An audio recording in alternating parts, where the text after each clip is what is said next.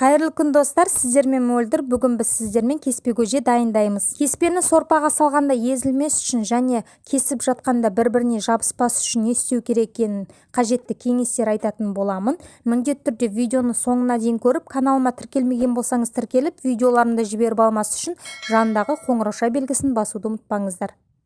Қамырды дайындамай тұрып, ең алдымен ыдысқа толтырып су құйып, осындай сүйегі бар еттерді пайдаланамыз. Ыдысымызға салып, бетін жауып, бір қайнағанша қоямыз. Оған дейін қамырды дайындауға кірісеміз. Ыдысымызға жылы суды құйып, және де бір жұмыртқаны жарамыз. Сондай-ақ қамырымыз езілмес үшін ащы болуы тиіс. Сол үшін де 2 шай қасық тұз салып, жақсылап тұз ерігенше араластырамыз. Қамыр жақсы шығу үшін кез келген қамырға мен осылай 1 ас қасық шамасында сұйық майды пайдаланамын. Содан соң алдын ала електен өткізіп дайындап қойған ұнымызды аз-аздан сала отыра қамырды илейміз. Кеспенің қамырына әдеттегі қамырдан қарағанда ұнды сәл көбірек қосасыздар, яғни еттің қамырын елегенде елейміз. Бізде қаттырақ қамыр шығуы тиіс. Мінеки, біздің қамырымыз бір-біріне бірікті. Егер сіздерге шарада ыңғайсыз болып жатса, осылай қамырды үстелдің үстіне қойып, жақсылап илейсіздер де, қайтадан ыдысқа салып, бетін жауып, шамамен 15-20 минутқа тындырамыз. Осы кезде біздің сорпамыз қайнап, бетіне еттің көбігі пайда болады. Көбікті осылай сүзгіштің көмегімен түгелдей тазалап сүзіп шығамыз. Содан соң дәміне қарай тұз қосып, бетін жауып, етімізді 2 сағат қайнатамыз.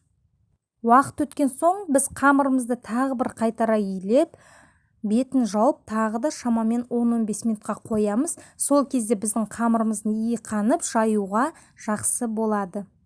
Және де картобымызды тазалап, турап, салқын суға салып қоямыз. Содан соң үстелдің үстіне ұн себе отыра біздің қамырымызды жаятын боламыз. Қамырды тым жұқа қылдырып жайып жібермеңіздер, сәл қалыңдау болуы тиіс. Себебі біз қамырымызды ұсақ әрі жіңішке етіп кеспе кесетін боламыз. Және қамырды жайып болған соң, кеспені турап жатқанда бір-біріне жабыспас үшін міндетті түрде астына және үстіне аздаған ұн сеуіп шығамыз. Кеспені әркім әрқалай кеседі. Мен өзім нанды осылай ортасынан бүктей отыра, өте қатты ұзын емес, орташа қылдырып кесетін боламын. Мінеки, менің кеспелерімнің қалыңдығы да, ұзындығы да осындай орташа болып шығады. Егер сіздер қаласаңыздар, бұдан да жіңішке әрі ұзын қылып кессеңіздер болады. Мінеки, көрдіңіздер ме, кеспелер бір-біріне жабыспай, әдемі болып кесіліп шықты. Піскен етімізді сүзіп алып, картобымызды саламыз. Кеспені салар алдында міндетті түрде осындай елеуіштің көмегімен барлығын елеп, артық ұндарын түсіріп алыңыздар. Сол кезде сіздердің сорпаларыңыз қоюланбай, тұнық, әдемі болып шығады. Картобымыз жұмсара бастаған уақытта қатты қайнап тұрған сорпаға осылай кеспемізді саламыз.